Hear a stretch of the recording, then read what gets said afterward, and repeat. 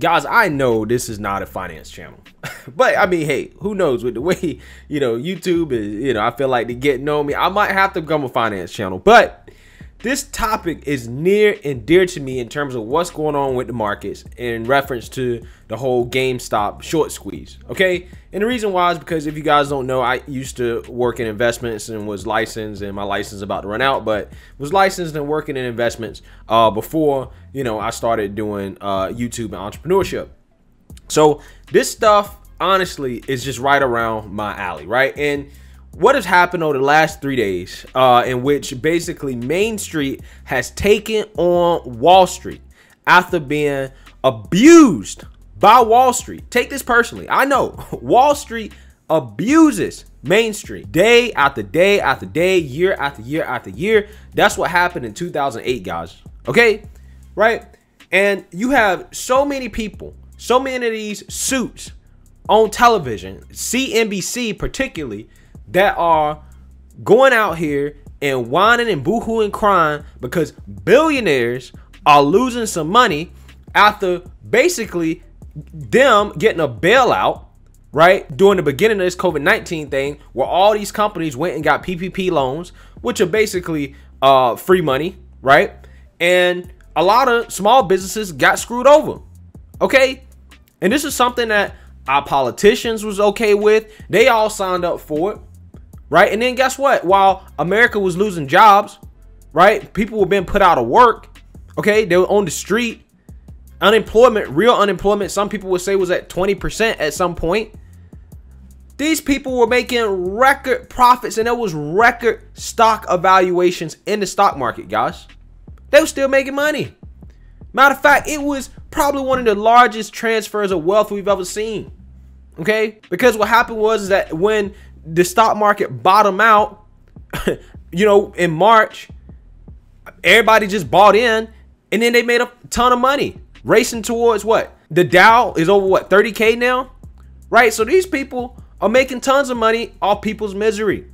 And another way they do that is through short selling, right? Betting against stocks, right? Running them into the ground, borrowing shares from other investors, and then continuing to sell them so that the stock price continues to be driven into the ground below where the actual valuation's at, hoping that these companies go bankrupt and go to zero, profiting off of people's misery. Guys, this is what happened in 2008 too. Okay, some of these guys, these companies in the financial industry created these securities called collateralized debt obligations or collateralized mortgage obligations, which are just basically a bunch of mortgages, like mortgages from houses and things of that nature, right? Combined all into one security that can be traded and things of that nature, right?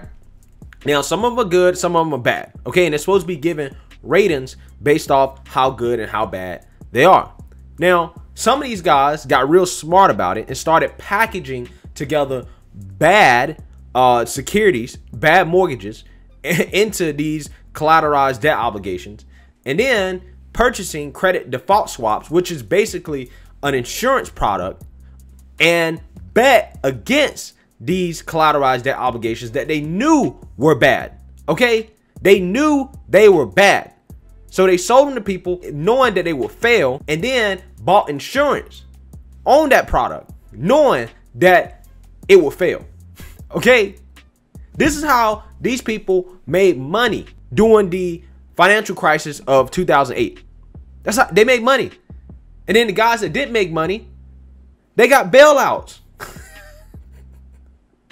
The game is rigged. So this was a whole system set up in place where a lot of these guys profited off of people's misery. They do it at a company level. They'll do it at the level of the whole economy and the whole country. I know, right? This is how things work. I am a hardcore capitalist, but don't get me wrong, I am not for crony capitalism. So seeing these guys lose $14.3 billion, right, to some random guys that's living at home, right, that needs to pay off a car or go to college or buy their mom a house or, take care of medical bills, I ain't got no problems with that. Capitalism, right?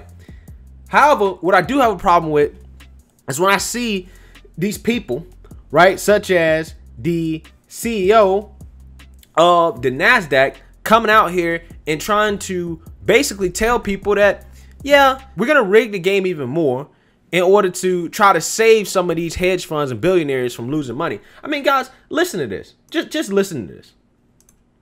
What's your feeling on what we're seeing right now? Well, we definitely have seen a significant increase in retail participation in the markets throughout the year, both in equities and in options. I think that when we look at the role of the exchanges, our role is to match the buyers and sellers and to provide a proper and accurate reflection of supply and demand in a stock or an option at any given period. I think when we look at our larger role as a self-regulatory organization, we also really do focus on making sure that the activity in the market is legitimate activity, and that if there is any sort of manipulation going on, that we root it out and we eliminate it from the market. So that is... Wait. So when all these guys get together in a room and decide they're going to short a stock, to drive it into the ground, and basically cost people jobs, right? Cost other people jobs, profit off of other people's misery. Oh, that's not suspicious manipulation of the market. That's not suspicious manipulation. But when some random dudes on Reddit come together and say, you know what? Let's make some money. Let's take some of our money back. Market manipulation. That is also part of our role. I think when it comes to some of the latest activities that we've seen, I'm not going to comment on any particular listings, particularly those that are not listed on our exchange. But I think that in general, when we evaluate how we would manage through a situation where you see a significant run-up in a stock that's not based on news, that's not based on fundamentals, what we do is we do have technology that evaluates social media chatter. And if we see a significant rise in the chatter on social media channels, and then we also match that up against unusual trading activity, we will potentially halt that stock to allow ourselves to investigate the situation, to be able to engage with the company, and to give investors a chance to recalibrate their positions. And then if we do think or contemplate that there may be some manipulation, we then engage with FINRA and the SEC to evaluate and investigate. See, you hear that? She's saying, listen, we don't care about rich guys manipulating the market, but what we do care about is some people on social media that get together and decide that, hey, you know what? Let's put some money in something and try to make some money. That's what we care about. We're going to halt the exchange in order to give time for billionaires to reevaluate their positions and basically to try to save themselves because they took a bad bet or because their tactics were used against them. This is how the game is rigged. Okay, this is the CEO of the NASDAQ basically telling you how they save suits money, right? Again, I'm not against anybody making money, but capitalism is capitalism. The game is the game. When the little guy figures out how to beat the big guy, you got to let it fail, right? You got to let the big guy fail. I'm sorry. That's just how it should work. But see, that's not how it works. You know it's bad, right? You know it's bad because Discord, which was housing Wall Street bets, decided to ban the group.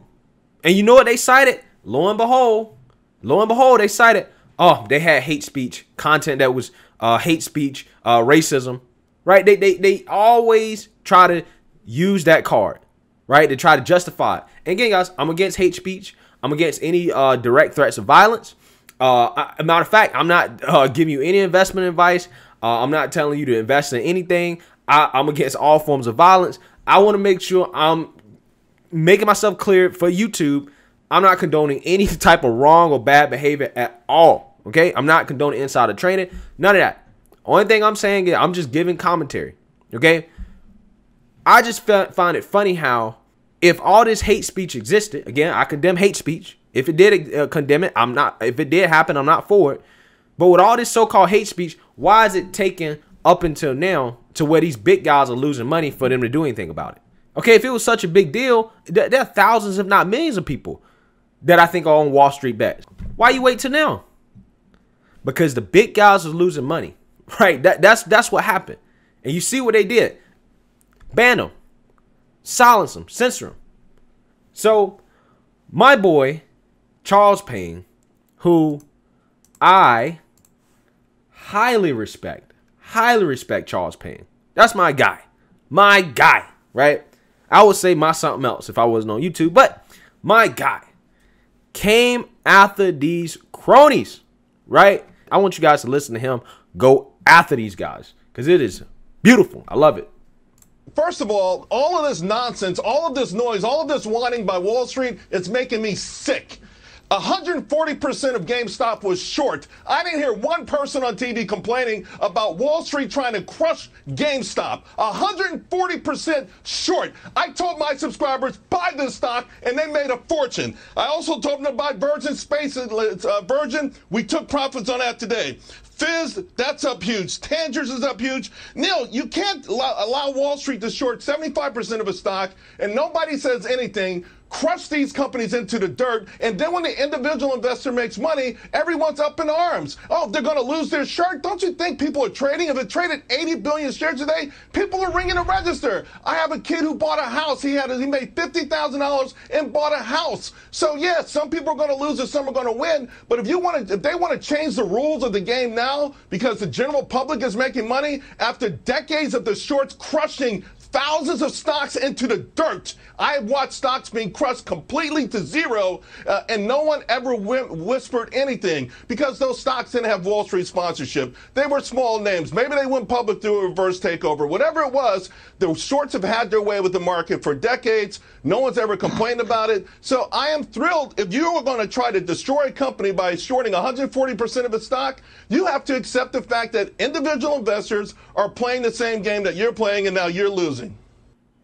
Bruh, facts. Facts. 100% agree. My guy went in, okay? So that's what I'm saying, guys. At the end of the day, it's funny how, again, these people who, are so against regulation, all of a sudden want to be regulated when they start to lose. Okay? And these are the same people, some of the same people that made money off of crashing the economy, okay, selling people securities that they knew were bad, right, and then betting against those securities, betting that they will fail, losing people billions, if not trillions of dollars, and they profited off of it, okay? Now, they get a little taste of their own medicine, and they whine and crying. Particularly on CNBC. I mean, if you looked at any video of CNBC, talking about GameStop, these guys are choking and fumbling. And basically, I mean, they stressed out. They stressed out. Because these are corporate cronies, okay? Cronies that are not for the little guy. They're not for the regular person. They're not for the regular investor, okay?